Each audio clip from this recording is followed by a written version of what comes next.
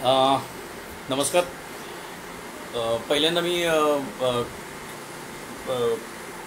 दिलगिरी व्यक्त करतो की मला तुमच्या या पेजची पद्धत माहिती नव्हती की इथं डायरेक्ट लाईव्ह गेल्या गेल्या बोलायला सुरुवात करायची. कारण जनरली व्याख्यानाची अशी सवय असते की आधी आयोजकांपैकी कोणीतरी प्रास्ताविक करतं किंवा निदान वक्त्याचा परिचय करून देतं. म्हणजे ज्याला आपण काय म्हणतो, आपण त्या प्रोटोकॉलमुळे एक होतं की आपण आपल्या व्याख्यानाची मानसिक तयारी करतो.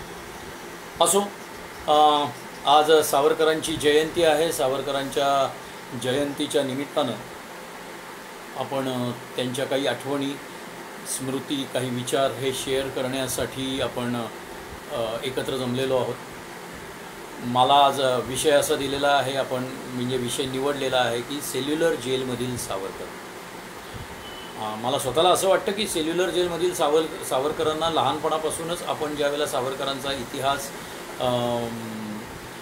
ऐकत आलेलो आहोत, वाचत आलेलो आहोत, इतरांकडून कोणाकडून ते कथारूपाने ऐकलेले आहेत, तर त्याच्यामध्ये बऱ्याचदा आपण सावरकरांच्या हाल अपेष्टा, सावरकरांनी तिथे भोगलेले कष्ट, यातना याविषयीच बऱ्याचदा आपण बोलतो. सावरकरांनी सेल्युलर जेलमध्ये सुद्धा खूप वेगळ्या पद्धतीचं काम केलेलं आहे, वेगळ्या पद्धतीचं काही सामाजिक कार्य केलेलं आहे, शैक्षणिक कार्य केलेलं आहे. हे जाणून घेणं खूप महत्त्वाचं आहे. सावरकरांच्या आयुष्याचे एकूण जर आपण 3 टप्पे केले तर त्याच्यामध्ये म्हणजे समजा उदाहरणार्थ सावरकरांवर जर आपण चित्रपट करायचं ठरवलं तर सावरकरांचं जीवन इतकं बहुआयामी आणि एवढं विस्तृत आहे, तो इतिहासच इतका विस्तृत आहे, त्यांचं काम एवढं मोठं आहे, या देशाच्या स्वातंत्र्यासाठीचं आणि नंतर स्वातंत्र्यानंतरसुद्धा त्यांचं योगदान इतकं मोठं आहे की ते आपण विसरू शकत नाही आणि ते एका 3 तासाच्या सिनेमामध्ये बद्ध होऊ शकत नाही. पण नेहमी ज्यावेळेला मी सावरकरांबद्दल वाचतो किंवा सावरकरांचा इतिहास अभ्यासतो, त्यांचे विचार अभ्यासतो त्यावेळेला, आणि समजा मी काही सिनेमा किंवा अशा टाईपचं आता या क्षेत्रातलाच असल्यामुळे समजा सावरकरांवर मी सिनेमा करायचं ठरवलं तर नक्कीच मी जन्मापासून सावरकरांच्या प्रयोपवेशनापर्यंत आणि देहत्यागापर्यंत सगळं संपूर्ण त्यांचं आयुष्य, त्यांचे विचार हे 2.5-3 तासाच्या सिनेमाच्या त्या सीमित वेळेमध्ये संपूच शकत नाही. मग जर कालखंडच करायचे झाले किंवा त्याच्यातले सिनेमॅटिक त्यांचं आयुष्य कसं कशा टप्प्यांमध्ये जर आपल्याला विभागायचं झालं तर कसं होऊ शकतं, तर लहानपणापासून ते सावरकरांना 50 वर्ष म्हणजे 2 जन्मठेपांच्या शिक्षा होईपर्यंतचा काम म्हणजे ते 10 क्रांतिकारी विचारांचे आणि ते त्यांचं कार्य होतं. फर्गसन महाविद्यालय असेल, त्यांचा शालेय कालखंड असेल, इंग्लंडमधला बॅरिस्टरी शिक्षणाच्या निमित्तानं केलेला कालखंड असेल, हा जो कालखंड आहे हा एक टप्पा होऊ शकतो. त्यांना जन्मठेप झाली आणि सेल्युलर जेलमध्ये पाठवलं गेलं, हा एक टप्पा होऊ शकतो. त्याच्यानंतर सेल्युलर जेलमधलं त्यांचं म्हणजे 10 वर्षाचा 11 वर्षाचा कालखंड सेल्युलर जेलमधला आणि तिथून रत्नागिरीमधला स्थानबद्धतेचा काळ, असा एकूण 25 वर्षाचा जो कालखंड एका अर्थी तुरुंगवासाचाच होता. जरी पुढची 15 वर्ष स्थानबद्धतेत असले रत्नागिरीमध्ये तरीही तो तुरुंगवास आणि शिक्षेचाच कालखंड होता, तो एक अख्खा कालखंड. आणि त्याच्यानंतर त्यांचं जे हिंदू महासभेचं कार्य म्हणजे थोडक्यात देशाच्या स्वातंत्र्यानंतर किंवा देशाच्या आधी, स्वातंत्र्याच्या आधीच हिंदू महासभेचं तत्कालीन एक राजकीय कार्याचा जो टप्पा आहे तो विचारात घेतला तर तो त्यांच्या आयुष्यातला 3रा टप्पा होऊ शकतो. मग ज्याच्यामध्ये गांधीवधाचं त्यांच्यावर आलेलं बालंट असेल किंवा देशाच्या विघटनासाठी ते होऊ नये म्हणून त्यांनी केलेलं काम असेल, जनजागृतीसाठी केलेले प्रचार दौरे असतील, इत्यादी इत्यादी, हे सगळा हा 3रा टप्पा होऊ शकतो. तर त्यातल्या हा 2रा टप्पा आहे सावरकरांच्या जन्मठेपेमधला सेल्युलर जेलचा भाग. त्याच्यावरती आपण आणणार आहोत. मी त्याविषयी काही गोष्टी तुमच्याबरोबर शेअर करणार आहे. ज्या महाराजा बोटीतनं सावरकरांना ठाण्याच्या तुरुंगातनं ते जे चलान असतं, चलान म्हणजे देशभरामध्ये विविध तुरुंग जी होती त्यावेळची, त्या तुरुंगामधनं सेल्युलर जेलमध्ये धाडण्यासाठी ठाण्याच्या तुरुंगामध्ये सगळ्यांना एकत्रित केलं जायचं आणि 2 दिवस त्या सगळ्या कैद्यांना तिथं ठेवलं जायचं. त्याला चलान असं म्हणलं जायचं. म्हणजे ते चलान जवळजवळ साधारण 150-200 कैदी असायचे आणि जे हातापायामध्ये बेड्या घातलेल्या असायच्या आणि त्या सगळ्यांना त्यांची सगळ्यांची पाठवणी ही सेल्युलर जेलमध्ये अंदमानला केली जायची, जो त्यावेळेचा पृथ्वीवरचा नरक आहे, तुरुंगामधला नरक आहे असं म्हटलं जायचं, की जिथे जिवंत गेलेला कैदी हा जिवंत परतत नसे अशा पद्धतीची ज्याची खूप ख्याती होती, ज्यासाठी जो खूप विख्यात होता असा हा सेल्युलर जेल. तर ते जे चलान होतं ज्याच्यामध्ये सावरकरसुद्धा त्या चलानामध्ये होते आणि महाराजा बोटीमध्ये जी बोट चेन्नईहून निघायची आणि अंदमानला जायची, तो 5 दिवसाचा प्रवास होता आणि अत्यंत कष्टाचा आणि हाल अपेष्टांचा असा तो प्रवास होता. म्हणजे त्या बोटीच्या खालच्या तळावरती एक पिंजरा केलेला असायचा, जो साधारण 50 कैदी ज्याच्यामध्ये मावतील अशा पद्धतीचा तो पिंजरा असायचा आणि अशा पद्धतीचा तो हे असायचा आणि त्याच्यामध्ये 150 कैदी कोंबले जायचे आणि त्या कैद्यांना अत्यंत घृणास्पद अवस्थेमध्ये ठेवलं जायचं, ज्याच्यामध्ये सावरकरांना सुद्धा ठेवलेलं होतं.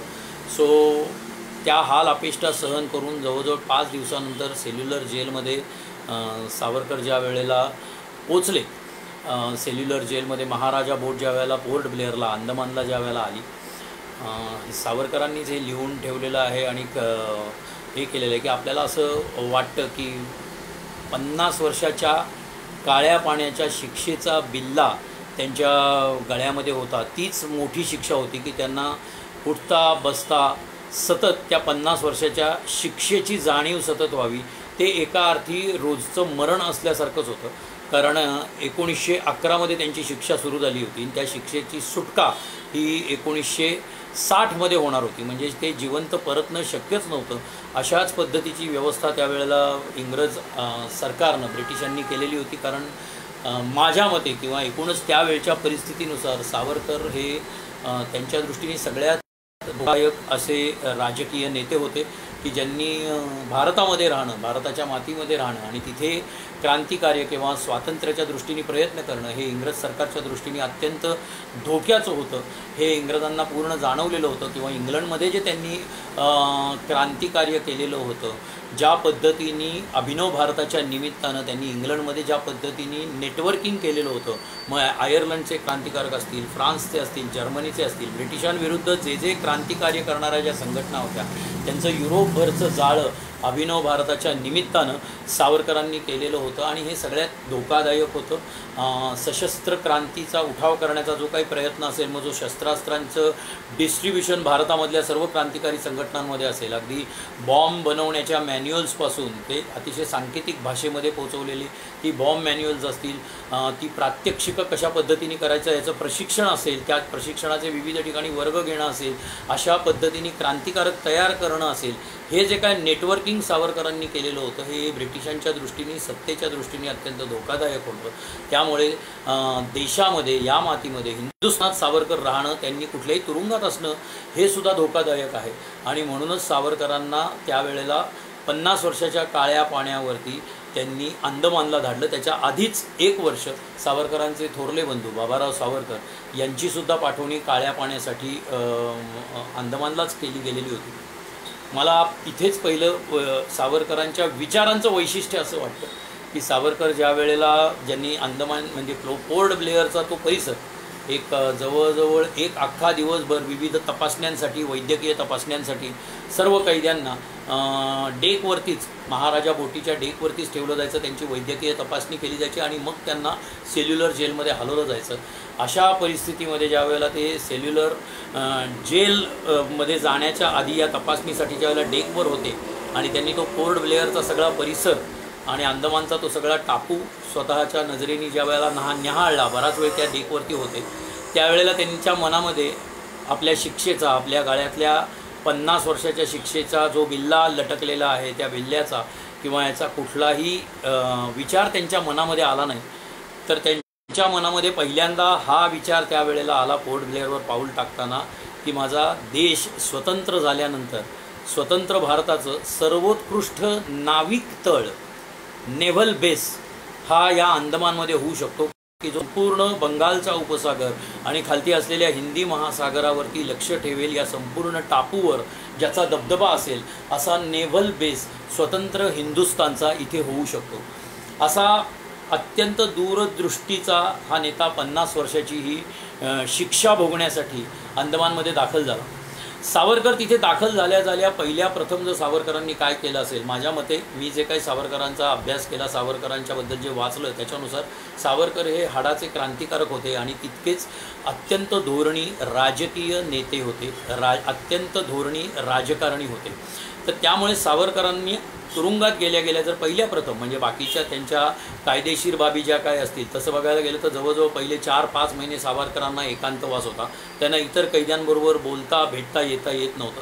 सावरकरांची ज्या कोठडीमध्ये पहिले 6 महिने ते 7-8 महिने जवळजवळ ज्या कोठडीत रवानगी केलेली होती, आजही सेल्युलर जेलमध्ये ती कोठडी दाखवली जाते, पण ती काही त्यांची जे काही 11 वर्ष होते त्यावेळेला कायमस्वरूपी असलेली कोठडी नव्हती. दर 8-9 महिन्यानंतर किंवा वर्षानंतर, अगदी काही वेळेला तर दर 2-2 महिन्यांनी सुद्धा त्यांची कोठडी बदलली जायची. हा तिथला तुरुंगाचा नियमच होता.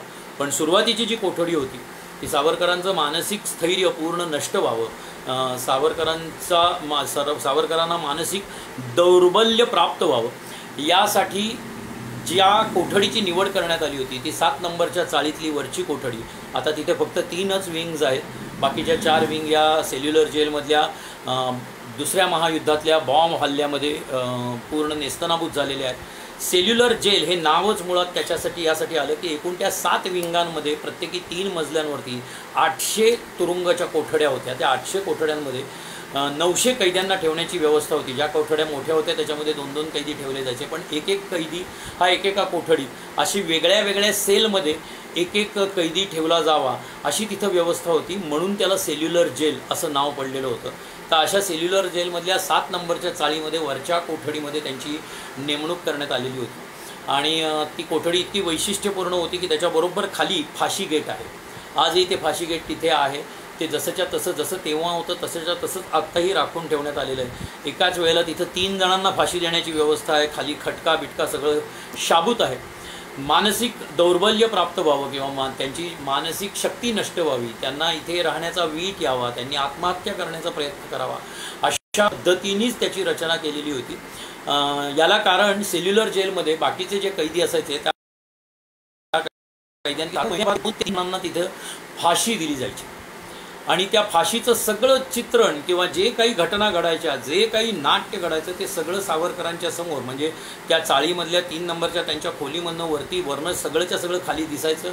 आणि ते बघवेन असं झाल्यानंतर कोठडीमध्ये आत निघून गेल्यानंतर सुद्धा त्या कैद्याच्या यातना, आरडाओरडा, त्यांनी सरकारला दिलेले किंवा तिथल्या शिपायांना दिलेले शिव्याशाप असतील, नियतीला दिलेली दूषणं असतील, त्याची जी काही शारीरिक अवस्था व्हायची की वारंवार तो कैदी बेशुद्ध पडायचा, त्याला उलट्या होत असायच्या, तो बेशुद्ध पडला की थपडा मारून शिपाई त्याला जागं करत असायचे, रात्रभर तो रडत भेकत असायचा. हे सगळं अत्यंत यातनामय अशा या सगळ्या या करुणामय असलेल्या त्याच्या ज्या काय आरोळ्या किंकाळ्या असतील हे सगळं सावरकरांना ऐकू जावं नव्हे ते स्पष्ट दिसावं अशा पद्धतीने त्यांच्या कोठडीची व्यवस्था केलेली होती.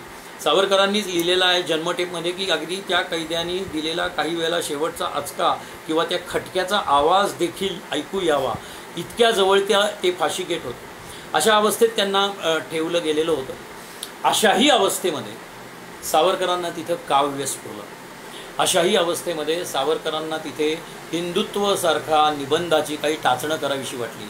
अशाही अवस्थेमध्ये स्वतंत्र भारताचं इकॉनॉमिक्स कसं असावं याबद्दलचं काही निबंध लेखन सावरकरांना सुचलं, काही निबंध लिहावे असं सुचलं. आणि पहिल्या 4 ते 5 दिवसातच ज्या वेळेला शौचासाठी किंवा स्नानासाठी सावरकरांना घेऊन दिलं जायचं तात्यारावांना, त्यावेळेच्या पायामध्ये एक तुटलेला खिळा आला आणि एक काटा आला बाभळीचा. हे दोन्ही त्यांनी लपवून ठेवलं, ते वरती आणलं आणि त्या खिळ्यानी त्या चुनखळी मारलेल्या आपल्या भिंतींवरती त्यांना जसं सुचत गेलं तशा पद्धतीने त्यांनी काव्यरचना केली. कमलासारखं महाकाव्य त्यांनी तिथे लिहिलं. आता त्यातली गंमत अशी आहे की तिथे सेल्युलर जेलमध्ये एक अशी पद्धत होती की साधारण 8 महिन्यानंतर तिथं जे काय उवा, जळवा, लिखा, पिसवा अशा पद्धतीच्या किड्यामकोड्यांचा प्रादुर्भाव व्हायचा. तो प्रादुर्भाव नष्ट होण्यासाठी त्याच्यावरती काही उपाय करण्यासाठी म्हणून नव्या चुन्याचा चुनखळी रंग हा संपूर्ण तुरुंगाला दिला जायचा. एक 8 महिन्यानंतर किंवा 1 वर्षानंतर हे व्हायचं. हे साधारण त्या मजल्यावर सुरू झालं तर सावरकरांची कोठडी ही सगळ्यात शेवटची होती. एक 5 ते 6 दिवस त्यांच्या कोठडीचे वेळ येईस्तोवर लागायचे.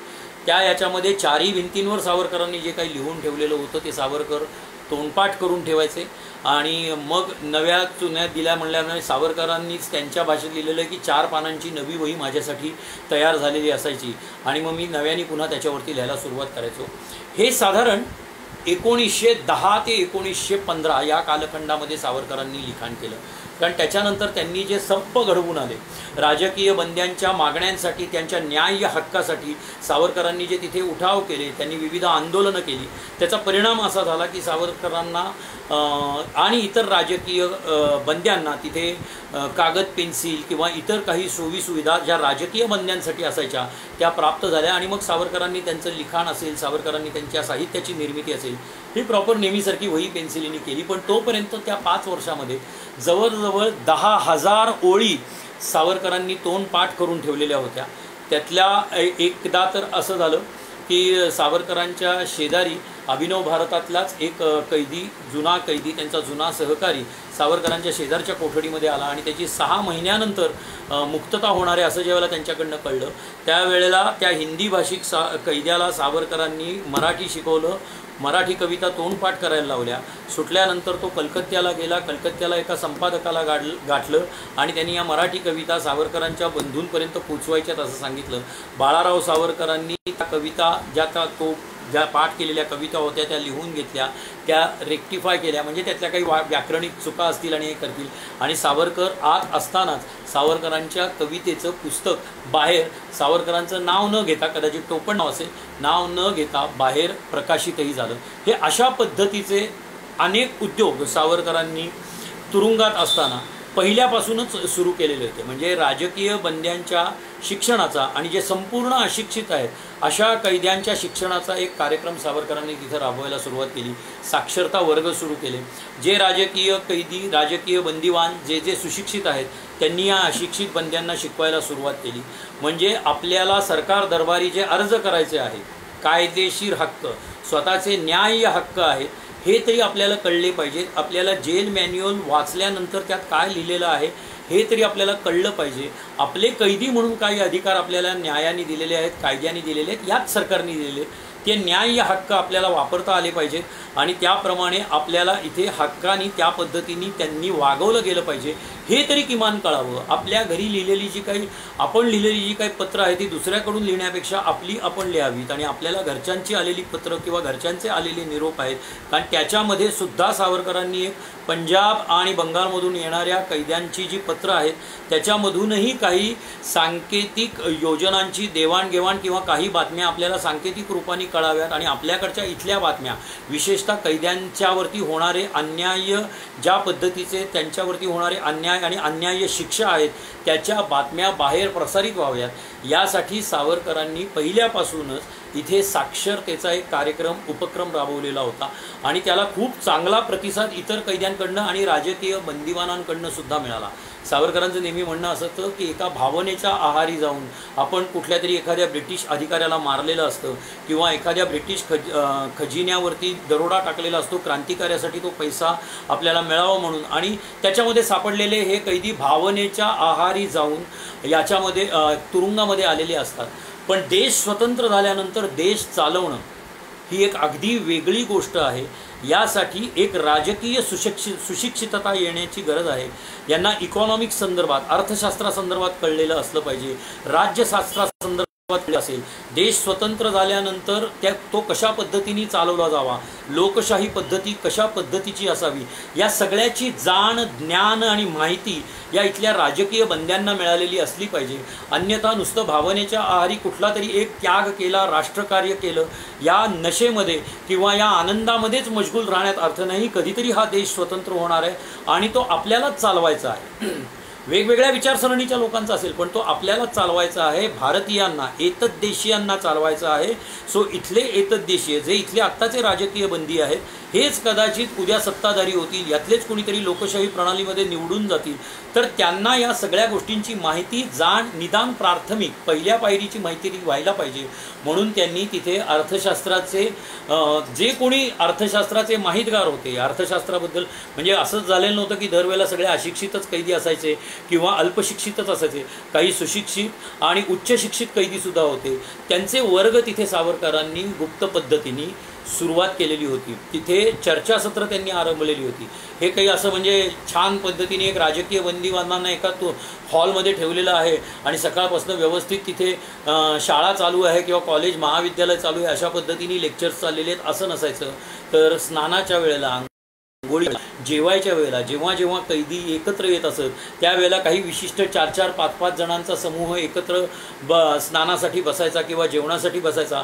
त्यावेळेला जो काही अर्धा पाऊण तास असेल तोही साप्ताहिक म्हणजे सप्ताहातून एकदा अशा पद्धतीने जमवून त्यांची चर्चासत्र घडवून त्यांच्यातल्या साप्ताहिक बैठका घेऊन अशा पद्धतीने त्यांनी सुशिक्षित करण्याचा आणि नुसता सुशिक्षित करण्याचा नाही तर राजकीय भान आणि जाण येण्याचा राजकीय बंद्यांमध्ये आणि तसंच संपूर्ण अशिक्षित असलेल्या इतर बंद्यांमध्ये त्यांनी हे कार्य फार जोमाने केलेलं होतं.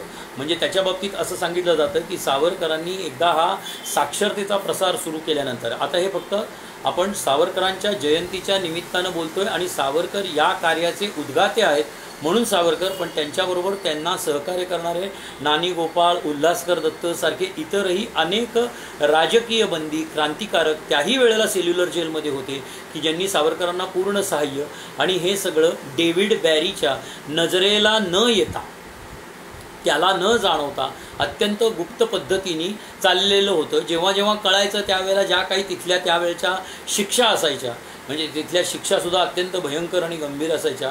उभी हातकडी नावाचा एक प्रकार असायचा, तुम्ही सेल्युलर जेलमध्ये गेल्यानंतर सुद्धा आपल्याला ते कळू शकतं की अशा पद्धतीने वरती हातबेडी टांगलेली असायची की खाली पायाचे जेमतेम अंगठे टेकावेत असं संपूर्ण शरीर ताणलं जायचं. भिंतीकडं तोंड करून तुरुंगवासाचा जो कालखंड असायचा, म्हणजे झोपायचा आणि जेवणाच्या वेळ सोडून बाकीचा तुरुंगवासाचा जो कालखंड असायचा, तशा कालखंडात 8-8 दिवस सावरकरांनाच नव्हे तर उल्हासकर दत्त, नानी गोपाळ ज्यांचे की नोंदी आहेत अशा क्रांतिकारकांना, राजकीय बंदिवासांना, इतर बंद्यांना अशा पद्धतीचे काही उद्योग करताना जर ते आढळले वॉर्डर्सला किंवा बारीला, तर त्यावेळेला त्यांना अशा पद्धतीच्या शिक्षा दिल्या जायच्या.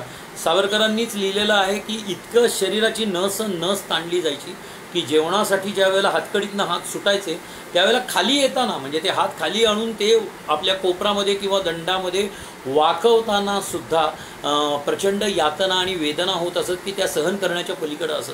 अशा पद्धतीच्या शिक्षाही होत, पण सावरकरांनी हे कार्य नेटाने चालू ठेवलेलं होतं. नोंद अशी आहे की सावरकरांनी तिथलं वाचनालय, तुरुंगातलं वाचनालय की ज्याला सगळ्यात कमी किंमत बारीच्या दृष्टीने आणि बजेटमध्ये सगळ्यात कमी बजेट हे जे राखून ठेवलं जायचं असं वाचनालय हे त्यावेळच्या प्रचलित ब्रिटिश तुरुंगांमधल्या सगळ्या तुरुंगांमधलं सगळ्यात समृद्ध वाचनालय केलेलं होतं. म्हणजे सावरकरांनी जवळजवळ 10,000 पुस्तकांचा संग्रह वेगवेगळ्या पद्धतीने कैद्यांनी आपापल्या घरून किंवा आपापल्या प्रांतातून काही पुस्तकं मागवली पत्ररूपाने त्यांना लोकांना कळवून, किंवा ब्रिटिश सरकारकडून काही मागवली गेली. काही ज्या जसं मी म्हणलो की कमीत कमी बजेट होतं, पण ते बजेट संपूर्ण वापरून अत्यंत बाळबोध अंकल्पीपासून ते योग वशिष्ठ असेल, ज्ञानेश्वरी असेल, तुकारामांची गाथा असेल, इथं मी मराठी सांगतो आहे, परंतु इंग्रजी नाटककार शेक्सपियर, सॉक्रेटिससारखा तत्ववेत्ता अशा सगळ्यांच्या पुस्तकांचा संग्रह, यांच्या संदर्भातल्या पुस्तकांचा संग्रह हा त्यावेळेला सेल्युलर जेलमध्ये सावरकरांच्या 10 वर्षाच्या कालखंडामध्ये एक समृद्ध वाचनालय म्हणून तिथं घडला, हे लक्षात घ्या. सावरकरांना ज्या दिवशी शिक्षा झाली, ज्या दिवशी सावरकरांचा सेल्युलर जेल प्रवेश झाला, त्यावेळेला तिथलं साक्षरतेचं प्रमाण राजकीय बंदी सोडता इतर कैद्यांमध्ये अगदी नगण्य, म्हणजे 0 पासून ते 5% होतं. आणि सावरकर 1921 साली ज्या दिवशी निघाले त्यावेळेला तिथल्या साक्षरतेचं प्रमाण हे तुरुंगामधल्या नोंदींवरनं मी सांगतोय, बाबड्या भक्तिभावानी, आणि यांनी मी हे सांगत नाही आहे आणि म्हणून मी फक्त नोंदीच आज आत्ता बोलताना कथित करणार आहे. 60% साक्षरतेचं प्रमाण सावरकरांच्या प्रयत्नांमुळे सेल्युलर जेलमध्ये, की जिथे नरक यातना भोगण्यासाठी आणि आपण जिवंत परतणारच नाही आहोत अशा ठाम विश्वासाने तिथे जे कैदी जायचे, त्या कैद्यांमध्ये हळूहळू साक्षरतेचा प्रसार करत सावरकरांनी 60% साक्षरतेचं प्रमाण वाढवलेलं होतं, हे लक्षात ठेवा. आणि हे सगळं करत असताना सावरकरांना स्वतःला कोलूची शिक्षा झाली. जन्मठेपमध्ये त्यांनी ते लिहिलेलं आहे की त्यांनी फक्त 14 दिवसाच्या कोलूच्या शिक्षेचंच वर्णन केलेलं आहे. ही काही संपूर्ण 10 वर्षात, निदान पहिल्या 5 वर्षात झालेली फक्त 14 दिवसांची शिक्षा नव्हती. वृत्ती टाळली, टाळावी, म्हणजे रिपीटेशन्स, माझ्या वर्णनाचं रिपीटेशन टाळावं म्हणून त्यांनी फक्त पहिली जी 14 दिवसांची त्यांना शिक्षा झाली त्या शिक्षेबद्दल लिहिलेलं आहे की कोलू पिसणं म्हणजे नक्की काय होतं.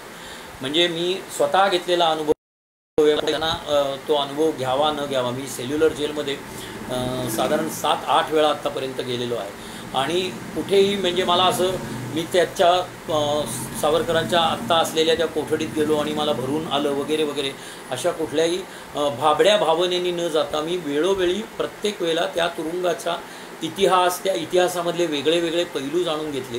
आणि एकदा मी ज्या वेळेला तिथं लाईट अँड साऊंड शो सुरू होतो त्याच्या आधी अर्धा तासापासून तो सेल्युलर जेल मोकळा केला जातो, म्हणजे पर्यटकांना बाहेर काढलं जातं आणि मग पुन्हा लाईट अँड साऊंड शोला तिथं आत आणलं जातं.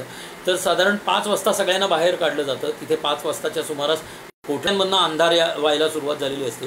तर एकदा वेगळ्या तिथल्या सगळ्या कोठड्यांमध्ये आत जाऊन बसता येतं. त्या पर्टिक्युलरली 7 नंबरच्या चाळीमधल्या तर सगळ्या कोठड्या बऱ्यापैकी मोकळ्या आणि दारं व्यवस्थित शाबूत असलेल्या अशा त्या कोठड्या आहेत. सो मी तिथे त्यावेळेला एका कोठडीत एकदा आपण बसून बघावं, म्हणजे शिक्षेची तर आता त्या पद्धतीने आपण शिक्षा भोगूच शकत नाही, पण निदान त्या कोठडीचा एक वास्तूचा एक फील असतो.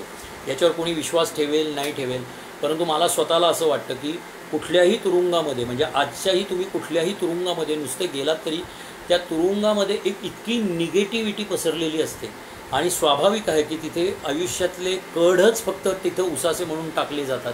इतकी निगेटिव्हिटी पसरलेली असते तर ती त्या कोठड्यांमध्येही असते. तर त्या एका कोठडीमध्ये मी म्हटलं चला आपण एक अर्धा तास बसून बघूयात काय होतं. तर साधारण 25व्या सेकंदापासून आजूबाजूला इतके डास घोंगावायला लागले आणि इतके डास अंगाला चावायला लागले की मी 10 मिनिटाचा प्रयत्न करणारा मी 3ऱ्या किंवा 4थ्या मिनिटाला त्यातनं बाहेर आलो आणि तोपर्यंत साधारण 25 ते 30 डास मला चावले असतील. याच्यावरनं मी अशी कल्पनाही केली की आत्ता तर फक्त डास आहे, पण त्यावेळेला तर जळवा, पिसवा, उवा या अशा पद्धतीचे कीटकांचा तिथे म्हणजे साधारण अभयारण्य प्रत्येक खोलीमध्ये असायचं. म्हणजे रक्त पिण्यासाठी, टिपण्यासाठी ज्या पद्धतीने म्हणजे रक्त शोषलं जायचं त्या जळवांकडनं, कशा पद्धतीने ही माणसं राहिली असतील. फक्त सावरकरच नाही, बाबाराव असतील किंवा इतर कैदी असतील, भारतीय क्रांतिकारक असतील. कारण 1857च्या बंडामध्ये पकडले गेलेल्या कैद्यांनी तो सेल्युलर जेल स्वतःसाठीच बांधला.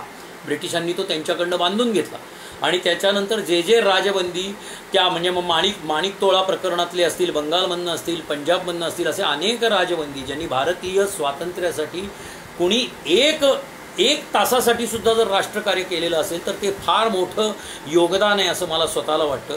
आणि ज्याच्यामुळे आज आपण हे सगळं बोलू शकतो आणि आज आपण इथं उपस्थित आहोत. त्यांनी रक्त सांडलं, त्यांचं रक्त तिथल्या जळवांनी प्यायलं, त्यांचं रक्त तिथल्या पिसवांनी प्यायलं, म्हणून आज आपण त्यांनी केलेल्या रक्ताभिषेकामुळे स्वातंत्र्य प्राप्त झालेलं आहे आणि अन्य राजकीय मार्गांनीही प्राप्त झालेलं आहे, म्हणून आज आपण हे बोलू शकतो. तर मला असं म्हणायचं की मी तिथं 2 मिनटंसुद्धा बसू शकलो नाही.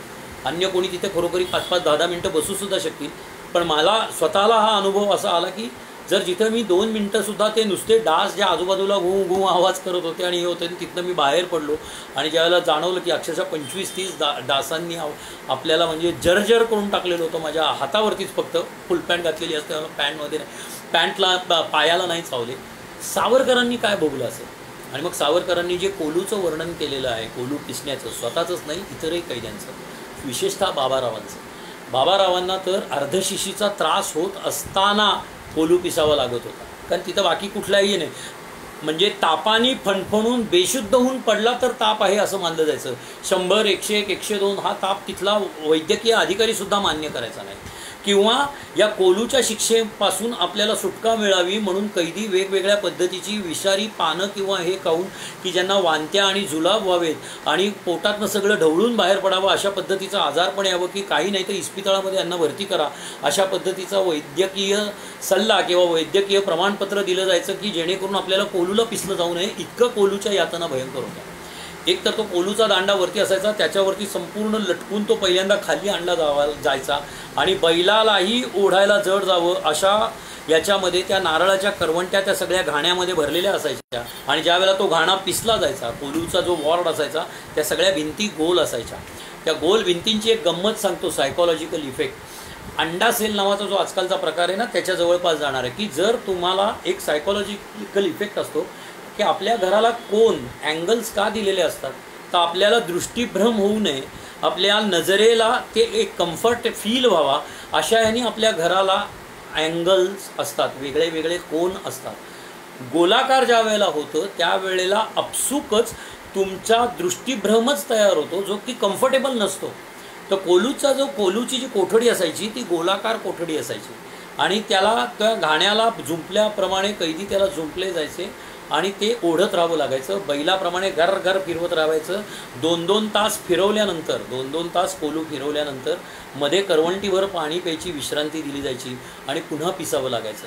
म्हणजे वर्णन असं आहे की ते गोल गोल गोल फिरून जेव्हा स्थिर उभं राहायचं तेव्हा सगळं अवतीभोवतीचं गरगरत असायचं. जेवायला बसायची ज्यावेळेला सुट्टी व्हायची आणि जेवायला बसायचे त्यावेळेला घाण्याला जुंपलेले जे काही कैदी असायचे ते टपाटप चक्र येऊन पडायचे, इतकं ते गरगरत असायचं. रात्री ज्यावेळेला झोपण्यासाठी त्या लाकडाच्या तर्टावरती ज्यावेळेला त्या फळकुटावरती ज्यावेळेला अंग टाकलं जायचं कोठडीमध्ये त्यावेळेला अंग ठणकत असायचं.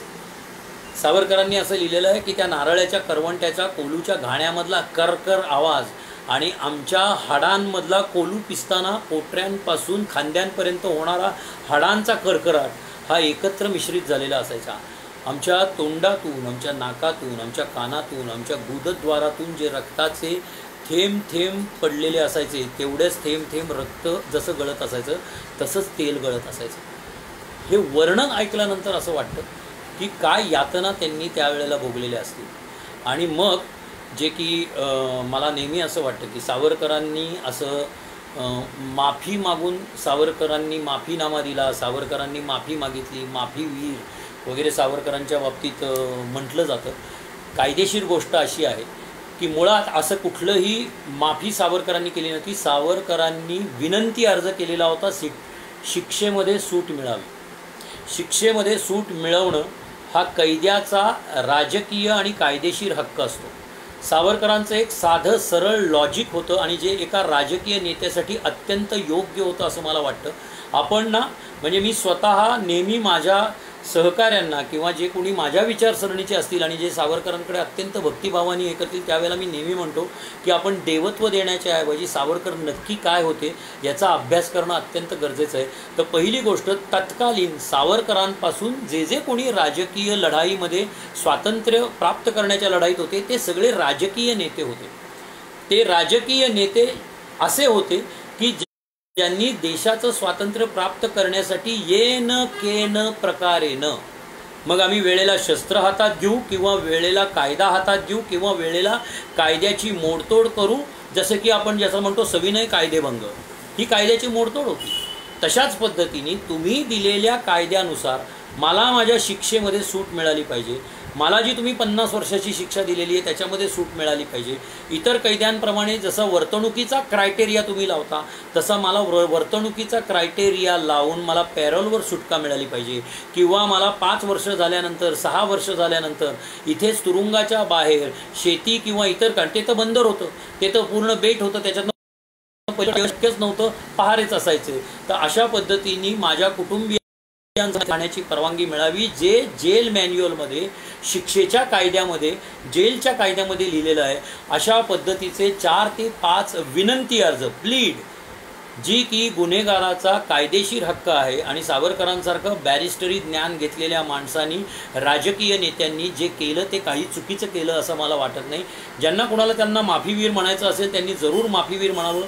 त्यांचा आदरपूर्वक मी हे सांगतो की माफी त्यांनी मागितलेली नव्हती, त्यांनी फक्त त्यांना कायदेशीर त्यांचा जो हक्क आहे तुरुंगामध्ये असताना कैदेमध्ये त्यांची शिक्षा भोगत असताना की ही शिक्षा राजकीय बंदिवानांना आहे किंवा नाही, आणि अशा संदर्भातला त्यांनी तिथे फार मोठा उठाव केला जो की बारीच्या किंवा सेल्युलर जेलच्या इतिहासामध्ये पहिल्यांदा असं घडलेलं होतं की फक्त राजकीय बंदिवानांनी नव्हे तर राजकीय बंदिवानांना सहानुभूती म्हणून इतर कैद्यांनी म्हणजे 900च्या 900 कैद्यांनी त्यावेळेला संप पुकारला होता, काम बंद केलं होतं, काही जणांनी अन्नत्याग केलेला होता.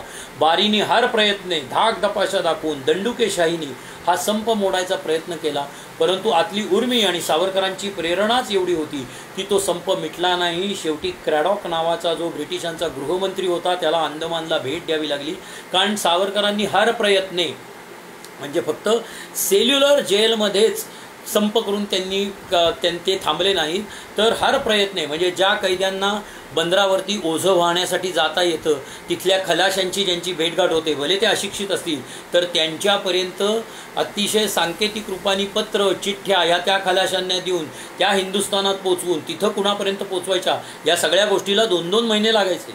हे काय आजच्यासारखं मोबाईल केला आणि पटकन हे केला, जमलं तर व्हिडिओ कॉलसुद्धा केला, इतक्या सोयीसुविधा तेव्हा त्यांच्या नव्हत्या. एक पत्र दिलं तर ते हिंदुस्थानात जाऊन त्यांच्यापर्यंत इष्टस्थळी पोचेपर्यंत, आपल्याला ज्याला पोचवायचं तिथे पोचेपर्यंत जवळजवळ 1.5 ते 2 महिने लागायचे. त्याच्यात मध्ये ते नष्टसुद्धा व्हायचं. तेही जे कोण खलाशी असतील ते खलाशी ते देतीलच असं नाही, पण अशा पद्धतीने ज्या प्रयत्नाने म्हणजे इकडून जे सुटका होऊन जाणार आहेत त्यांच्या बिल्ल्याच्या मागच्या बाजूला सुद्धा लोकांनी पत्र लिहिलेली आहेत. किंवा पंजाबमधून जे कैदी इकडं सेल्युलर जेलमध्ये आले, पंजाबमधल्या कार्याची माहिती सांगणारे माहिती ही कैद्याच्या बिल्ल्याच्या मागच्या बाजूला अतिशय बारीक अक्षरामध्ये कोरून सुद्धा लोकांनी पाठवलेली आहे आणि जी सावरकरांपर्यंत पोचलेली आहे. तर या ज्या काही अन्याय शिक्षा व्हायच्या, या शिक्षांची वर्णनं इथल्या राजबंद्यांचे, सेल्युलर जेलमधल्या राजबंद्यांच्या एकूणच आयुष्याबद्दल, तिथल्या वातावरणाबद्दल, त्यांच्या जीवनमानाबद्दल, त्यांना दिलेल्या जाणाऱ्या चुकीच्या बेकायदेशीर शिक्षांबद्दलच्या बातम्या या बाहेर लोकांपर्यंत पोचल्या इतक्या की त्याचं एकत्रितपणे सह्यांची मोहीम, स्वाक्षऱ्यांची मोहीम राबवली गेली आणि बडोदा इथे भरलेल्या काँग्रेसमध्ये व्यासपीठावरून, काँग्रेसच्या व्यासपीठावरून त्याचा जाहीर निषेध केला गेला आणि गव्हर्नरपर्यंत, भारत मंत्र्यापर्यंत एक लिखित स्वरूपाचं आवेदन पोचवलं गेलं आणि ज्याचा परिपाक असा झाला की क्रॅडॉक नावाचा गृहमंत्री, जो त्यावेळचा ब्रिटिशांचा गृहमंत्री होता, तो सेल्युलर जेलमध्ये कैद्यांची पाहणी करायला आला आणि त्यांनी ती पाहणी केल्यानंतर जो काही अहवाल दिला त्याच्यानंतर काही दिवसांनंतर, म्हणजे मी 1914-15च्या सुमारास सांगतोय की राजबंद्यांच्या शिक्षेमध्ये शिथिलता आली. कोलू पिसण्यासारख्या अतिशय शारीरिक श्रमाच्या शिक्षा एकूणच सर्व कैद्यांच्या बाबतीत त्यावेळेला त्यानंतर बंद झाल्या. लिहिण्यासाठी कागद पेन्सिल मिळायला लागली, स्नानासाठी गोडं पाणी मिळायला लागलं. ही दिवाळी होती बरं का. म्हणजे एकूण कैद्यांसाठी फक्त 3 कटोरे पाणी आंघोळीसाठी वापरलं जायचं, जे फक्त खारं पाणी असायचं. की स्नानासाठी जे वाहूनच जाणार आहे त्या पाण्यासाठी गोडं पाणी वाया घालवायचं नाही. आणि कैद्यांनी तर अजिबात नाही, कारण कैद्याला तर श्वापदापेक्षाही, जनावरापेक्षाही वेगळा दर्जाच नव्हता तिथं. जनावर आणि तिथं आलेले कैदी हे सारखेच असायचे, अशा पद्धतीने वागवलं जायचं. म्हणजे एक कटोरा घेतला ते सुद्धा साधारण 10-10 जण एकदम हौदावर उभे राहायचे. मग वॉर्डर ओरडायचा, लेव. मग तो एक कटोरा पाणी घ्यायचं, डोक्यावरनं टाकायचं, दगडानी किंवा पानानी पाल्यानी घासायचं. साबण बिबण ही असली ऐश त्यावेळेला नव्हती, जी नंतर मिळाली ज्या वेळेला राजकीय बंदिवानांनी आवाज उठवला. आणि जेल मॅन्युअलमध्ये मी पुन्हा सांगतो की कायद्यानुसार ज्या सोयी सुविधा मिळाल्या पाहिजेत त्या सगळ्या सोयी सुविधा सावरकरांनी राजबंद्यांना स्वतःसाठी, इतर बंदिवानांसाठी मिळवण्यासाठी खटपट केली. वेळोवेळी सरकार दरबारी ज्या पद्धतीचे अर्ज करायचे असतात त्या पद्धतीचे मेहरबान कोर्ट आपण असं आजही म्हणतो, तेव्हा जर ते मेहरबान जेलर असं म्हणलेले असतील तर ती माफी होत नाही किंवा ते पळपुटेपणा होत नाही किंवा तो लांगुल चालनही होत नाही.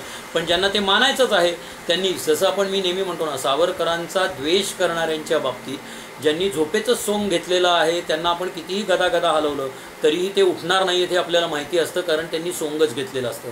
त्यामुळे त्यांना विनम्र अभिवादन करावं. तुम्ही सावरकरांबद्दल वाईट बोलूनही त्यांची स्मृती तुमच्या मनामध्ये जागवता आहात, हाच आनंद आपण मानायचा आणि आपण पुढे जायचं. पण आपल्याला जे म्हणायचं आहे, आपल्याला जे बोलायचं आहे ते ठामपणे बोलत राहायचं. तर मी नेहमी तिथे तुरुंगामधून केलेल्या अर्जांच्या बाबतीत आजही ते अर्ज उपलब्ध आहेत आणि मी अशा पद्धतीचा विनंती अर्ज केला. हे त्यांनी कुठेही सावरकरांनी लपवून ठेवलेलं नव्हतं. सावरकरांनी जन्मठेपेच्या त्यांच्या पुस्तकामध्ये कुठे कशा पद्धतीचे मी प्ली दाखल केले, मी विनंती अर्ज दाखल केले आणि मी माझी सुटका व्हावी म्हणून कसे प्रयत्न केले हे सगळं त्यांनीच लिहून ठेवलेलं आहे. आक्षेप घेणाऱ्यांनी कुठनं हे शोधून काढलेलं नाही आहे, हे त्यांनीच लिहून ठेवलेलं आहे. याच्यावरनं त्यांच्यात आणि बाबारावांमध्ये मतभेद आणि वैतंड वादसुद्धा झाला. म्हणजे बाबाराव तर प्रखर देशभक्त होते, अत्यंत भावनिक होते आणि ज्यावेळेला त्यांना हे कळलं त्यावेळेला सावरकरांनी म्हणजे तात्यारावांनी बडेबाबूंनी सुटका व्हावी म्हणून सरकारची माफी मागितली आहे किंवा अशी विनंती धाडलेली आहे, अशा पद्धतीची अफवा किंवा अशा पद्धतीची चर्चा त्याही वेळेला तुरुंगामध्ये झाली होती. आणि ती बाबारावांच्या कानावर गेल्यावर बाबाराव सावरकरांना भेटायला, सावरकरांना जे तेल मोजणीचं कारकुनीचं काम दिलेलं होतं त्या कोठडीमध्ये आले आणि सावरकरांना त्यांनी विचारलं की तात्या तू त्यांची माफी मागितलीस, तू सुटका करून घेण्यासाठी त्यांचे पाय चाटलेस, विनंती केलीस, हात जोडलेस वगैरे वगैरे वगैरे. अशा पद्धतीने बाबारावांनी आपल्या धाकट्या बंधूंना त्यावेळेला खूप बोल लावला. सावरकरांनी शांतपणे ते ऐकून गेलं. थोरले बंधू होते, त्यांच्यापुढे आधी एकदम बोलून आपण वाद कशाला घालायचा. त्यांनी सावरकरांनी हे ऐकून घेतलं आणि सावरकरांनी युक्तिवादाला सुरुवात केली, जो अतिशय लॉजिकल आहे असं आजही मला वाटतं. सावरकर बाबारावांना म्हणले की बाबा आपण या तुरुंगात येण्यासाठी, या राष्ट्रकार्यासाठी तुरुंगात येणं हे आपलं कर्तव्य होतं आणि आपण ते केलं. तुरुंगवास भोगायला सुरुवात केली. तुम्हाला 25 वर्ष काळं पाण्याची शिक्षा झाली आहे, मला 25 वर्षाच्या 2 काळं पाण्या वेगळ्या वेगळ्या भोगण्याची शिक्षा झाली आहे. जगातला हा एकमेव मी कैदी आहे की जो 50 वर्ष काळं पाण्याची शिक्षा देशाला स्वतंत्र करण्यासाठी केलेल्या उद्योगासाठी भोगतो आहे. पण तसंच अजूनही देश जर स्वतंत्र झाला नसेल तर या शिक्षेतून सुटका करून आपण आपल्या मातृभूमीमध्ये परत जाणं आणि आपलं राहिलेलं कार्य पूर्ण करणं, इतरांना त्या कार्यासाठी उद्युक्त करणं आणि देश स्वतंत्र करणं ही आपली प्रमुख जबाबदारी आहे. न की हातापायात बेड्या घालून त्यांनी दिलेल्या शिक्षा आम्हाला त्या कमी कशा होतील आणि त्या आम्ही कशा आम्हाला त्याच्यातून सुटका कशी मिळेल असल्या अर्ज विनंत्या करत बसून इथेच सडक पडण्यात काहीही अर्थ नाही आहे. आपल्याला पुन्हा संघटन करायचं आहे. नेतृत्वहीन झालेली जी आपली क्रांतिकारी चळवळ आहे त्या चळवळीला पुन्हा आपल्याला दिशा द्यायची, हे आपलं कर्तव्य आहे, ही आपली जबाबदारी आहे. जसं कर्तव्य म्हणून आपण तुरुंगवास पत्करला तसं जबाबदारी, जोपर्यंत देश स्वतंत्र होत नाही तोपर्यंत आपण तिथं गेलं पाहिजे. तिथपासून हजारो मैल लांब असलेल्या या अंदमानामध्ये पडून असं कुठलं राष्ट्रकार्य करणार आहोत? फक्त तुमचं माझं समाधान होईल बाबा की आपण देशासाठी तुरुंगवास भोगतोय, पण देश स्वतंत्र होण्यासाठी आणखीन आपण काय केलं? अजून स्वतंत्र कुठं झालं आहे? अशा पद्धतीने त्यांची समजूत काढत असताना सावरकरांनी त्यांचा आदर्श पुरुष असलेल्या शिवाजी महाराजांचं उदाहरण दिलं. जे बाबारावांना पटलं ते म्हटले की आग्र्याच्या कैदेत असताना त्या कैदेतून सुटका व्हावी म्हणून शिवाजी महाराजांनी औरंगजेबाकडे किती पत्रव्यवहार केला, किती वेळा की मला तुमचा सरदार म्हणून नेमा, मी दख्खनमध्ये जाईन, मोगलांसाठी मी लढीन, अशा पद्धतीने मी तिथं नेतृत्व करीन, मी सैन्य उभा करेन, स्वतःची सुटका करून घेण्यासाठी अशा पद्धतीचे किती अर्ज विनंत्या केल्या. कारण ते त्यांचं काम होतं. तिथून रायगडावरती येणं आणि हिंदूपत पातशाही निर्माण करणं, स्वतःचं सिंहासन निर्माण करणं हे त्यांचं ध्येय होतं, हे त्यांचं इप्सित कार्य होतं. त्या कार्यासाठी ते पूर्णत्वास नेण्यासाठी खितपत पडून काही उपयोगच नव्हता. औरंगजेबाच्या कोठडीमध्ये, औरंगजेबाच्या कैदेमध्ये तिथून सुटका करून घेण्यासाठी हर प्रयत्न शिवाजी महाराजांनी हर प्रयत्न केला आणि ज्याच्यातनं निसटण्याची संधी मिळाली त्यावेळेला ते निसटूनही गेले. तसे प्रयत्न, पण ते नक्की इतिहासाला माहीत नाही आहेत, पण तसे प्रयत्न सेल्युलर जेलमध्ये सावरकरांनीही केले. म्हणजे 1914ला ज्यावेळेला पहिलं महायुद्ध सुरू झालं त्यावेळेला पिल्लई नावाचे जे क्रांतिकारक सहकारी सावरकरांचे अभिनव भारताचे होते, त्यांनी जर्मनीचं एमडेन नावाचं जहाज हे बंगालच्या उपसागरामध्ये अंदमानच्या आसपास तिथे ते दाखल झालेलं होतं आणि सेल्युलर जेलवर आक्रमण करण्याच्या बेतात ते जहाज होतं. हे ज्यावेळेला कळलं त्यावेळेला 2 ते 3 महिने सेल्युलर जेल अत्यंत कडेकोट बंदोबस्तात ब्रिटिशांनी ठेवलेला होता की ज्यातून कैद्यांना बाहेर जाणं तर सोडा, वरती आकाशात बघणंही अशक्य व्हावं अशा पद्धतीने त्यांनी व्यवस्था केलेली होती. पण हा प्रयत्न सावरकरांनी केलेला होता. आता ह्याचा सावरकरांनी कुठेही उल्लेख केलेला नाही, पण हा अन्य क्रांतिकारकांच्या पुस्तकांमधून हा झालेला आहे की एमडेन नावाचं जहाज, आणि जन्मठेपेमध्ये सुद्धा अत्यंत ओझरता त्याचा उल्लेख झालेला आहे. कारण अशा पद्धतीच्या कैद्यांमध्ये त्या अफवा उठलेल्या होत्या की एमडेन नावाचं जर्मनीचं जहाज अंदमानचा टापू ताब्यात घेण्यासाठी आलेलं आहे आणि ते सावरकरांची सुटका करणार आहे, कारण त्याच्यावरती पिल्लई नावाचा सावरकरांचा अभिनव भारतातला सहकारी क्रांतिकारक हजर होता आणि त्यांनीच ही व्यवस्था केली होती असं म्हटलं जातं. पण सावरकरांच्याच भाषेमध्ये जे प्रयत्न फसलेले आहेत, जे इतिहासाला ज्ञात होण्याची काही आवश्यकता नाही, ते माझ्या लेखणीतून कधीही उतरणार नाही, कारण त्याचा इतिहास होणार नाही, त्याची नोंदही करायची काही गरज नाही. कार्यामध्ये असे प्रयत्न करणं आवश्यक असतं आणि असे प्रयत्न फसतही असतात. त्या फसलेल्या प्रयत्नांची नोंद घेण्यात काहीही अर्थ नाही. हे सावरकरांनी स्वतः उद्धृत करून ठेवलेलं असल्यामुळे याची कुठे नोंद नाही आहे. किंवा अन्यही त्यांनी नक्कीच ते सावरकर होते, त्यांनी जर 8 आणि 9 जुलै 1910 रोजी मार्सेलिसच्या बंदरामध्ये बोट नांगरलेली असताना निसटण्याचा प्रयत्न केला, की जी एक अत्यंत योजनाबद्ध रीतीने आखलेला तो कट होता सावरकरांच्या निसटण्यासाठी, न की पळून जाण्यासाठी. शिक्षेपासून पळून जाण्यासाठी हे केलेलं नव्हतं. त्यांना नक्की माहिती होतं की आपल्याला पकडलं जाणार आहे. फक्त त्यांची हीच योजना होती जी त्यांनी शेवटपर्यंत, म्हणजे त्यांच्यावरचा खटला चालू असेच तोवर सावरकरांनी आपल्यावरती जे आरोप दिलेले आहेत, म्हणजे एक राजद्रोह आणि दुसरा खुनासाठी सहकार्य केल्याबद्दल आणि शस्त्र पुरवल्याबद्दल, हे 2 खटले सावरकरांवर चाललेले होते. पण सावरकरांनी प्रतिवाद केला नाही, कारण त्यांचा प्रतिवाद हाच होता की मुळात मी 9 जुलै रोजी फ्रान्सच्या भूमीवरती बेकायदेशीररित्या पाऊल ठेवलेलं आहे, प्रवेश केलेला आहे. पहिल्यांदा माझ्यावरती तो खटला फ्रान्समध्ये चालवला गेला पाहिजे. मला आधी फ्रान्सनी अटक केलेली असली पाहिजे, मला फ्रान्सच्या ताब्यात दिलं पाहिजे आणि नंतर मग आंतरराष्ट्रीय न्यायालयामध्ये ती केस चालून जो काही निर्णय होईल इंग्लंड आणि फ्रान्समध्ये, मग माझ्या इंग्लंडमध्ये इंग्रजांकडे हस्तांतरण केलं पाहिजे. यामागची योजना त्यांची अशी होती की जेव्हा केव्हा आंतरराष्ट्रीय व्यासपीठावरती, आंतरराष्ट्रीय न्यायालयामध्ये हा खटला चालेल, हेगच्या न्यायालयात तसा तो चाललाही, पण केवळ लवाद नेमला गेला आणि त्याचा एका हिअरिंगमध्ये त्याचा निर्णय दिला गेला. पण सावरकरांची किंवा अभिनव भारतातल्या सगळ्या त्यांच्या सहकाऱ्यांची योजना ते मार्सेलिसचं पलायन करताना, मार्सेलिसचा प्रयत्न करताना ही होती की आंतरराष्ट्रीय न्यायालयासमोर जेव्हा हा खटला जाईल आणि आपल्याला आपलं म्हणणं मांडता येईल, त्यावेळेला भारतीय क्रांतिकारकांचं तत्त्वज्ञान, भारतीय स्वातंत्र्य लढ्याचा इतिहास आणि भारतीय स्वातंत्र्य लढ्याचा उद्देश हा नक्की काय आहे. आम्ही क्रांतिकारक, आम्ही राष्ट्र स्वतंत्र करण्याचा प्रयत्न करणारे या देशातले नागरिक, आम्ही आमच्या देशाकडं आणि स्वातंत्र्योत्तर आमचा देश कशा पद्धतीने चालवला जावा याची आमची योजना काय आहे, आमचं तत्त्वज्ञान काय आहे, आमचं ध्येय काय आहे, आमचा उद्देश काय आहे, याबद्दल जागतिक व्यासपीठावरती, जागतिक न्यायालयामध्ये सर्व जगाला सगळ्यांसमोर ओरडून सांगता यावं, ही त्यांची योजना होती.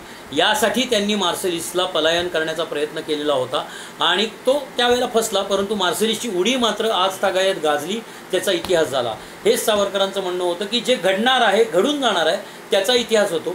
पण जे घडलंच नाही, जे काळाच्या उदरामध्ये पूर्णत्वासच गेलं नाही, ती योजनाच सफल होऊ शकली नाही, त्याचा कधीही इतिहास होत नाही, तो कायम अंधारातच राहतो. तर माझं नेहमी तर्काच्या दृष्टीने माझं स्वतःचं एक अभ्यास करतानाचं मत असं आहे की आणखीनही प्रयत्न सावरकरांनी तिथून निसटण्याचे नक्की केले असणार. कारण त्यांचं म्हणणं असंच होतं ना, साम दाम दंड भेद या नीतीने, जसे इंग्रज इथे सत्ता गाजवत आहेत, तसंच साम दाम दंड भेद या नीतीने आपण स्वातंत्र्य प्राप्त करण्याचे प्रयत्न केले पाहिजेत, असंच त्यांचं म्हणणं होतं. आणि एकाच, जसं आपण म्हणतो की अहिंसा ही गांधीजींची विचारसरणी होती, तशी ही सावरकरांची राजकीय विचारसरणी होती की मी साम दाम दंड भेद, जिथं मला शस्त्राचार करायचा आहे तिथं शस्त्राचार करून मी स्वातंत्र्य प्राप्त करण्याचा प्रयत्न करीन, जिथे मला समोरासमोरची चर्चा किंवा वाटाघाटी करण्याचं हे करायचं असेल तिथं त्या पद्धतीने करून मी स्वातंत्र्य प्राप्त करण्याचा प्रयत्न करीन. मला सर्व हा देश स्वतंत्र होईस्तोवर माझ्यासाठी सर्व मार्ग वैध आहेत आणि मग त्याच्याचमध्ये वेगवेगळे कायद्याच्या कसोटीला धरून, न्यायिक हक्क धरून जे जे म्हणून अर्ज केले जातात ते अर्ज मी करणार, असे सावरकरांनी 4 ते 5 वेळेला अर्ज केलेले होते. शिक्षेमध्ये सूट मिळावी म्हणून, शिक्षेमध्ये सूट नुसती नाही तर मला जे अंदमानच्या तुरुंगामध्ये आत ठेवलं जातं त्याच्याऐवजी बाहेर अंदमानमध्ये, पोर्ट ब्लेअरमध्येच मला राहता यावं, अशा पद्धतीचे अनेक विनंती अर्ज त्यांनी केलेले होते. पण सावरकर इतके डेंजरस होते ब्रिटिशांच्या दृष्टीने की जे कोणी त्यांना माफीवीर म्हणतात किंवा अशी हेटाळणी करून उगीच सावरकरांचे प्रेमी असणाऱ्यांची टवाळी करण्याचं अत्यंत अल्पसंतुष्ट असा आनंद घेतात, अल्पसंतुष्टपणे. त्यांना मला असं म्हणायचं की हे सगळं करूनसुद्धा सावरकरांची शिक्षा 1 दिवसांनी सुद्धा माफ झाली नाही.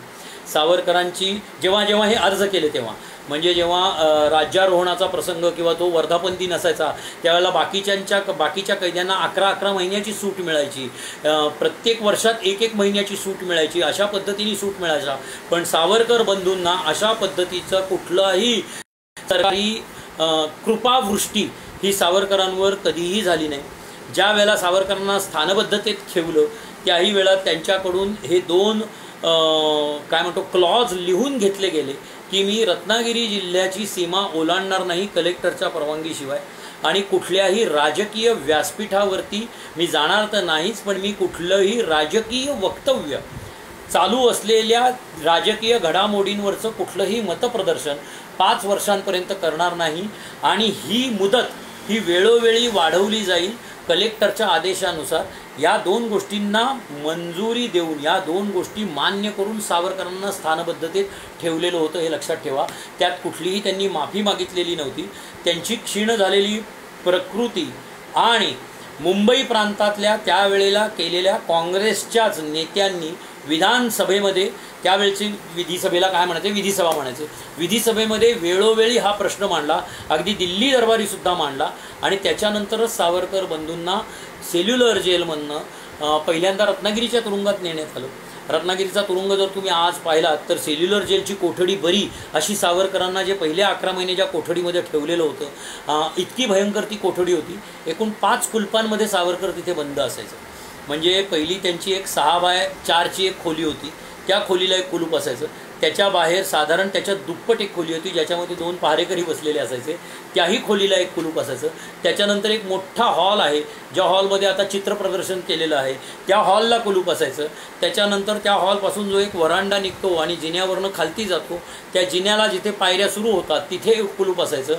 आणि त्याच्यानंतर संपूर्ण तुरुंगाला जे मेन कुलूप असायचं ते कुलूप, अशा 5-5 ह्याच्यात। आणि तिथे आजही ते लोखंडी गोळे ठेवलेले आहेत। आजकाल आपण ते व्यायामासाठी वापरतो, ते त्यांच्या पायामध्ये साखळदंडाला लावून ठेवलेले असायचे। तर अशा पद्धतीचे ते गोळे तिथे आहेत, 5-5 किलोचे ते गोळे त्यांचे ठेवलेले असायचे। तेव्हा सावरकरांनी एक अर्ज केला, ज्याला तुम्ही माफीनामा म्हणू शकता किंवा विनंती अर्ज। 13 महिने तिथं राहिल्यानंतर सावरकर म्हणले की याच्यापेक्षा सेल्युलर जेल बरं होतं, मला इथे आणून तुम्ही काय साधलं, तुम्ही मला स्थानबद्धतेमध्ये ठेवणार आहात असं कळवण्यात आलेलं होतं, परंतु ही अशा पद्धतीची ही स्थानबद्धता असेल तर माझा जीवनांत करण्याशिवाय काय नाही, अशा पद्धतीचा एक निर्वाणीचा हे सावरकरांनी अर्ज केल्यानंतर त्यांना पुन्हा येरोड्याच्या तुरुंगात हलवण्यात आलं। तिथे ज्या वाटाघाटी झाल्या त्याच्यानुसार या 2 क्लॉजवरती, 2 अटींवरती सावरकरांची स्थानबद्धतेमध्ये रवानगी पुन्हा रत्नागिरीला करण्यात आली। आणि तिथे पुढे ते जवळजवळ 15 वर्ष सावरकर राहिले। पण हाडाचा समाजकारणी, हाडाचा क्रांतिकारी, हाडाचा राष्ट्रप्रेमी, म्हणजे तुझं साठी मरण ते जनन आणि तुझं वीण जनन ते मरण, हे त्यांच्या आयुष्याचं इप्सित होतं असं मला वाटतं। हे त्यांच्या आयुष्याचं तत्त्वज्ञान होतं मातृभूमीसाठी, की त्यांनी केलेलं जे सामाजिक कार्य होतं ते सामाजिक कार्य त्या 15 वर्षाच्या कालखंडामध्ये, म्हणजे महर्षी विठ्ठलरामजी शिंदे यांनी ते कार्य पाहिल्यानंतर असं वक्तव्य केलेलं आहे की माझं उर्वरित आयुष्य या गृहस्थाला मिळावं। यांच्यासारखे जर 10-15 जण या देशामध्ये कार्यरत झाले तर अस्पृश्यता निवारणाचं कार्य हा म्हणता संपून जाईल। अशा पद्धतीचं कार्य रत्नागिरी जिल्ह्यामध्ये सावरकरांनी त्या 15 वर्षामध्ये केलेलं होतं। तर मला असं वाटतं की शिक्षेचा सुद्धा सदुपयोग करून घेणारा किंवा शिक्षेकडे सुद्धा अत्यंत सकारात्मक रीतीने पाहणारा, म्हणजे शिक्षेमध्ये साक्षरतेचा प्रसार करणारा, शिक्षेमध्ये काव्य करणारा, शिक्षेमध्ये धर्मांतर, सक्तीने केलेल्या धर्मांतराला विरोध करून शुद्धीकरण मोहीम करणारा, आणि ज्याचा अतिशय आजही आपल्याला ज्याचा राजकीय फटका बसू शकतो अशा पद्धतीचं, की त्यांचं त्यावेळेला एक म्हणणं होतं की यापुढे ज्या वेळेला भारत देश, हिंदुस्थान स्वतंत्र होईल त्यावेळेला इथली जी काही लोकशाही प्रणाली असेल ती एक माणूस इज इक्वल टू एक मत, या पद्धतीने ही प्रणाली राबवली जाईल। आणि अशा पद्धतीने सक्तीनं धर्मांतरित झालेले, हिंदुत्वाच्या बाबतीत अतिशय कटुत्व मनामध्ये बाळगलेल्या जर पुढच्या पिढ्या जन्माला आल्या तर याचा या राज्य शकट चालवणाऱ्यांना अत्यंत धोका होईल। त्यामुळे ह्या अशा पद्धतीने नाही, संमतीने कोणी धर्मांतर करणार असेल तर त्याला बंदी असायचं काही कारणच नाही, जे आजही चालू आहे। पण सक्तीने कोणी करणार असेल तर शुद्धीकरणसुद्धा तेवढ्याच सोप्या पद्धतीने व्हायला पाहिजे, आणि ते मोठं कार्य त्यावेळेला सावरकरांनी तुरुंगामध्ये केलेलं होतं। तर असा सावरकरांचा 10 वर्षाचा सेल्युलर जेलमधला हा कालखंड होता। आणि ज्या वेळेला त्यांची हे आपण शताब्दी वर्ष साजरं करतो आहोत, सावरकर प्रेमी साजरे करतायत, सावरकर भक्त साजरे करतायत, सावरकरांचे अभ्यासक साजरे करतायत की 1921 साली सावरकरांची सेल्युलर जेलमध्ये 2 मे 1921 साली सेल्युलर जेलमधून सुटका झालेली होती। आणि ज्या महाराजा बोटींनी सावरकरांना आणलं गेलं त्याच महाराजा बोटींनी सावरकरांना, तात्यारावांना आणि बाबारावांना त्याच महाराजा बोटींनी त्यांची पाठवणी करण्यात येणार होती। साधारण 5 दिवसाचा प्रवास असायचा। आता बोटी आणि हे अद्ययावत झाल्या त्यामुळे आता साधारण 2.5 ते 3 दिवसात तो प्रवास होतो। आजही तशा पद्धतीच्या बोटी ये जा करतातच, माल वाहतूक करणाऱ्या असतात त्या। तर साधारण 4-4.5 दिवस झाल्यानंतर जशी ती बोट पुढे जात होती तर बाबारावांना एक दूर क्षितिजाच्या जवळ तांबूस रेषा दिसली आणि त्यांनी जोरजोरात तात्यांना हाका मारायला सुरुवात केली. तात्या लवकर वर येत खाली त्यांच्या खोलीमध्ये केबिनमध्ये काही लिहित असतील किंवा काही करत होते आणि तात्यांनी असं लिहिलं आहे की बाबाचा आवाज जोरजोरात वरती बोलवण्याचा ऐकू यायला लागला आणि मी काय झालं अशा ह्यानी गेलो तर बाबा एके ठिकाणी अंगुली निर्देश करत होता. सावरकरांची ती संस्कृत प्रचूर भाषा. अंगुली निर्देश करत होता. मी डोळे किलकिले करून दूर क्षितिजाच्या इथे पाहिलं. त्यावेळेला मला एक तांबूस रेषा दिसली आणि मी अक्षरशः शहारलो. माझ्या मातृभूमीचं दर्शन होत होते. आज 11 वर्षांनंतर माझ्या मातृभूमीचं दर्शन मला होत होतं आणि अक्षरशः मनामध्ये पुन्हा मी जे म्हणलो की ज्या तत्त्वज्ञानावर जे त्यांच्या जीवनाचं तत्त्वज्ञान होतं त्या 2 ओळी त्यांच्या मनामध्ये स्फुरल्या. तुझं साठी मरण ते जनन, तुझं वीण जनन ते मरण. आणि दोघांनी साष्टांग नमस्कार घातला आणि मातृभूमीला वंदन केलं. मला असं वाटतं की राजकीय मतभेद असू शकतात, राजकीय विचारांमध्ये हे असू शकतात, पण एखाद्याची निस्सीम राष्ट्रभक्ती चॅलेंज करण्याचा खरंच आपला अधिकार आहे का? माझं म्हणणं आहे तुम्ही गुणगान करू नका, तुम्ही प्रसार प्रचार करू नका. माझं हे म्हणणं आहे की आपला तो अधिकार, आपली ती लायकी आहे का? जर ती आपण आपल्याला पुन्हा पुन्हा आपल्याकडं 4 बोटं असतात हे करून आपण या देशासाठी नक्की काय करतो एक नागरिक म्हणून. कुठल्या तरी उटपटांग न्यूज चॅनलवरच्या बातम्यांमध्ये कुणीतरी कुणाची तरी एक बाजू घेतं आणि आपणही त्याच बाजूचं येतो किंवा सोशल मीडियावर सुद्धा एक आजकाल गावोगावी आणि वेळोवेळी जसे माझ्यासारखे मलाही तुम्ही कुणी जे माझे विरोधक असतील ते म्हणू शकतात की उटपटांग लावली जीभ, लावली टाळ्याला उचलली जीभ, अशा पद्धतीचा हा माणूस वक्तव्य करतो, त्याचं वक्तृत्व तसं आहे, मान्य आहे. परंतु मी पुन्हा पुन्हा म्हणतो की ज्या वेळेला उद्या माझे विरोधक असलेल्यांचे, माझ्या विरोधी विचारसरणी असलेल्यांच्या ह्याच्यातसुद्धा, आता मी कधीच नागबूल करत नाही की मी उजव्या विचारसरणीचा आहे, परंतु उद्या डाव्या विचारसरणीच्या एखाद्या ज्येष्ठ नेत्याबद्दल मी जर काही बोलत असेन तर मी 10 वेळा हा विचार करतो की माझी ती लायकी आहे का? मी त्यांनी केलं त्याच्यात तसूभर तरी राष्ट्रकार्य किंवा समाजकारण केलेलं आहे का? मला असं वाटतं की अक्षरशः राष्ट्र तेजाने तळपणाऱ्या या क्रांतीसूर्याकडं विनायक दामोदर सावरकरांकडं बघताना आपण ज्या दृष्टिकोनातनं बघतो ती आपली दृष्टी, तो चष्मा, पिवळा झालेला चष्मा की ज्यामुळे सगळीकडेच कावीळ झाली असं आपल्याला वाटतं, तो पिवळा झालेला चष्मा विरोधकांनी पुसून पाहायला पाहिजे आणि भक्तांनीसुद्धा अंधभक्ती न करता त्याच्यामागचं लॉजिक, सावरकरांचा इतिहास अत्यंत विचारपूर्वक वाचला पाहिजे, त्याच्यावर मनन केलं पाहिजे, चिंतन केलं पाहिजे, क्रिटिसाईजसुद्धा केलं पाहिजे. कारण जेव्हा जेव्हा अशा आपल्या आदर्शवत पुरुषांची मानखंडना सुरू होईल त्यावेळेला संघर्षाला उभं राहिलं पाहिजे. त्यावेळेला बोलून बोलण्यानीच उत्तर दिलं पाहिजे. आपण आपली पातळी सोडायची नाही आहे. आपण नक्कीच आपली पातळी सोडणार नाही, कारण ज्यांच्याबद्दल आपण बोलणार आहोत त्यांनीही आपल्याला शिकवलेलं नाही. सो मला स्वतःला असं वाटतं की आपण अंधभक्ती न करता, म्हणजे आजच्या सावरकर जयंतीच्या वेळेला सेल्युलर जेलमधल्या सावरकरांबद्दल काही अनुभव कथन करताना किंवा काही इतिहास कथन करताना मी असं सगळ्यांना आवाहन करीन की इथून पुढे ज्या वेळेला आपल्याला सावरकरांबद्दल बोलायचं आहे, सावरकरांबद्दल विचार व्यक्त करायचे आहेत, प्रकट करायचे आहेत, कुणाला क्रिटिसाईज करायचं आहे, सावरकरांच्याबद्दलच्या काही यांना आपल्याला क्रिटिसाईज करायचं आहे, त्यावेळेला आपण सावरकर जाणले पाहिजेत, सावरकर ओळखले पाहिजेत, सावरकर अनुभवले पाहिजेत आणि मग मात्र संघर्ष केला पाहिजे. आपल्या आदर्श पुरुषांची मानखंडना इतक्या सहजपणे आपण पचवायची नाही असं आव्हान करून मी माझ्या बोलण्याला विराम देतो. धन्यवाद.